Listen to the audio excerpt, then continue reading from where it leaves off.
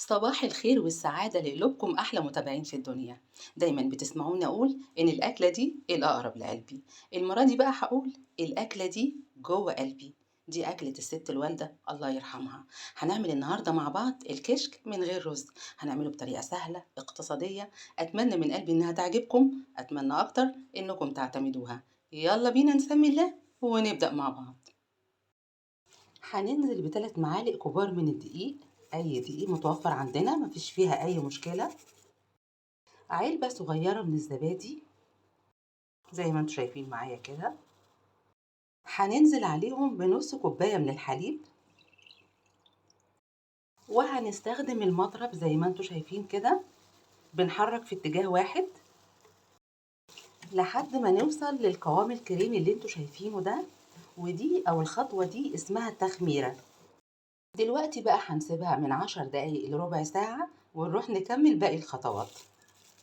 دلوقتي بقى على النار نزلت بمعلقتين من الزيت، كمان نزلت عليهم ببصلتين كده متوسطتين، وهنحمر البصل بتاعنا زي البصل اللي بنعمله سواء للبصارة كده او للكشري. البصل ممكن تزودوه يعني تخلوه 3 لو حابين. كمية البصل هنا بجد بتبقى يعني بتدي طعم حلو قوي للوصفة بتاعتنا. ودلوقتي بقى هنرفع البصل بتاعنا من على النار. وده شكل البصل بتاعنا بعد ما شلناه من الزيت، بس مش هنرمي معلقتين الزيت بتوعنا، هقول لكم بعد شويه هنعمل بيهم ايه. على النار بقى انا نزلت بكوبايتين من الشوربه دي كانت موجوده عندي قبل كده، كانت شوربه فراخ. اذا ما كانش متاح عندنا ممكن نستخدم مرقه الدجاج العاديه، مفيش فيها اي مشكله. بعد ما اخدت معانا غلوه زي ما انتم شايفين هننزل بقى عليها بالتخميره بتاعتنا. وكمان هننزل بقى بمعلقتين الزيت اللي قلت لكم عليهم زي ما انتم شايفين معايا كده، وبنقلبها زي ما انتوا شايفين. وكده الكشك القمر بتاعنا بقى جاهز. يلا بقى عشان نغرفه ونقدمه مع بعض. وهنغرفها كده مع بعض دلوقتي زي ما هتشوفوا معايا.